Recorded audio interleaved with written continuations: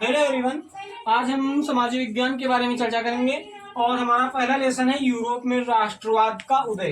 देखिए, जिस प्रकार भारत में राष्ट्रवाद का जनक राजा राम मोहन राय को माना जाता है, उसी प्रकार से इटली हो या जर्मनी हो, फ्रांस हो, ठीक, चाहे जो भी राष्ट्र हो, हर एक राष्ट्र का जो है, हर एक राष्ट्रवाद का जनक जो है हर एक देश का अलग अलग है। और मैं बताना चाहता हूं कि राष्ट्रवाद का अर्थ क्या होता है। राष्ट्रवाद, देखिए, किसी भी राष्ट्र के लिए जब हम अपना प्रेम उसके प्रति जागृत करते हैं, जब हम वहां पे राष्ट्रवाद की भावना उठेगी, उसके बाद में हमारे राष्ट्र का विकास होता है। और सबसे बड़ी बात यह है कि उस समय यूरोप में क्या हुआ था कि राजाओं का राजवंश का शासक था, राजवंश का शासक था बुर्बो राजवंश, जिसमें से सबसे अधिक महत्वपूर्ण माना जाता है इसमें इटली का बुर्बो राजवंश। उस समय पर क्या था, राजा का पुत्र राजा होता था और वो जो भी कार्य करते थे उनके लिए जनता को उसको ना तो उसका हिसाब देना होता था, ना तो उनको किसी भी चीज का भय था। इसीलिए जो है वहाँ की जनता बहुत ज्यादा उब चुकी थी। और उसके उपरांत जो है फ्रांस में सन 1789 ईस्वी में एक क्रांति हुई। फ्रांस में 1789 ईस्वी में एक क्रांति है, जिसके परिणाम स्वरूप जो है काफी ज्यादा संघर्ष किया वहां के लोगों ने। और उसके बाद में वहां पे कांग्रेस की स्थापना की गई, जिसके द्वारा वहां पर जो है अब चुनाव करवाए जाते हैं।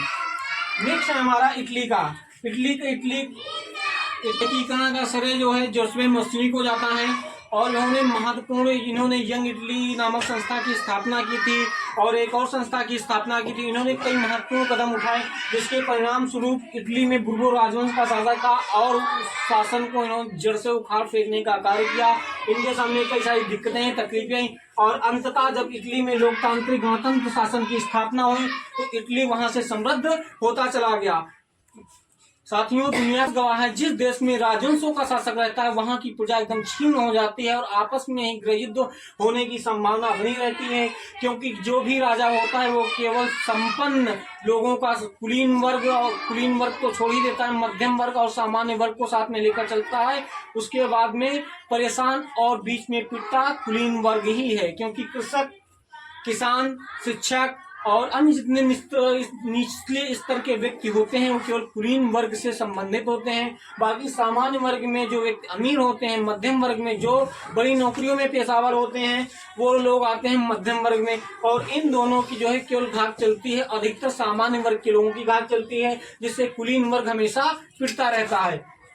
इसलिए कुलीन वर्ग के हित के लिए कई सारे नेताओं ने, वहां के जो है समाज सुधारकों ने, प्रवर्तकों ने जो है अनेक आंदोलन किए। और एक थे फ्रांस के जो है, एक फ्रांस के चित्रकार थे जिनका नाम था फ्रेडरिक सारियो।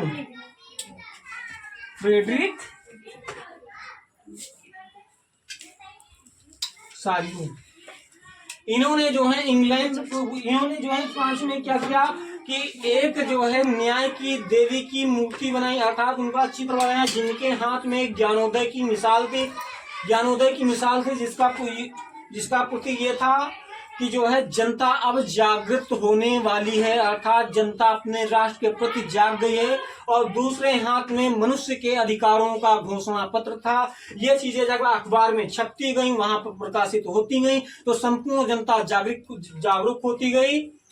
और इस प्रकार से इन्होंने जो है 1789 ईस्वी में जब यहाँ की क्रांति हुई, उसके बाद में इन्होंने जो है वहां का राजवंश जड़ से उखाड़ के फेंक दिया। दोस्तों, इस लेसन में कुछ भी नहीं है, बस राष्ट्रवाद, यूरोप में राष्ट्रवाद का उदय चैप्टर का नाम है। और उसमें फ्रांस हो गया, इटली हो गई,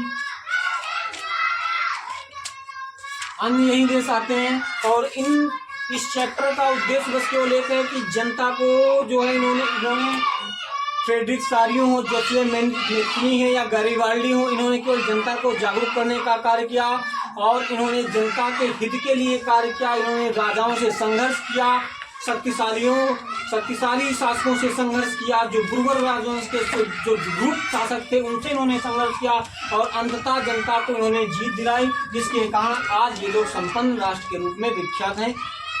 नमस्कार दोस्तों, हमारा वीडियो यहीं से